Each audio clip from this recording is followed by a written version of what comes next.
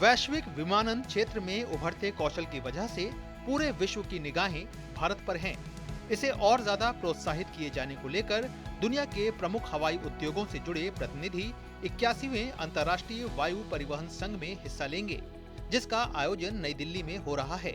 ये 1983 के बाद पहला मौका होगा जब ये भारत में आयोजित हो रहा है। इसकी मेजबानी इंडिगो कर रहा है। 1 से 3 जून तक चलने वाले इस सम्मेलन में दुनिया भर से 1700 से ज्यादा प्रतिभागी हिस्सा ले रहे हैं, जिनमें सीईओ, नीति निर्माता और मीडिया प्रतिनिधि शामिल होंगे। It gives a good foundation, a base on which India to build further and carry on from having been the 4th largest to now becoming the 3rd largest aviation market in the world. I think the trajectory is indeed right.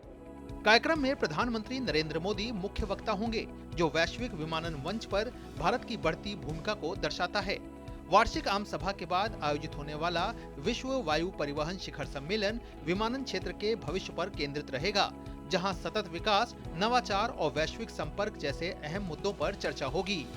Reference to India, it is now the 3rd largest aviation market in the world.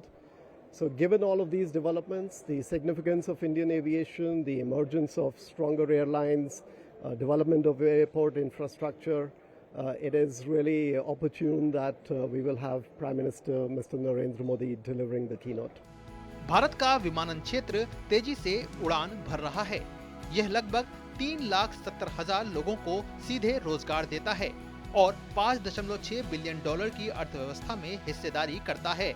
पर्यटन और अप्रत्यक्ष प्रभावों को मिलाकर ये आंकड़ा बढ़कर 77 लाख नौकरियों और $53.6 बिलियन का योगदान बन जाता है, जो भारत के सकल घरेलू उत्पाद का 1.5% है। जब वैश्विक विमानन उद्योग अपने भविष्य की दिशा तय कर रहा है, तो दुनिया की निगाहें टिकी हैं नई दिल्ली पर।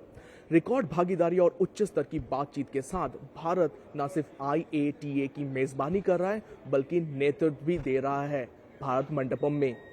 कैंपस अनिल ठाकुर के साथ मैं तापुष भट्टाचार्य, दूरदर्शन समाचार, दिल्ली।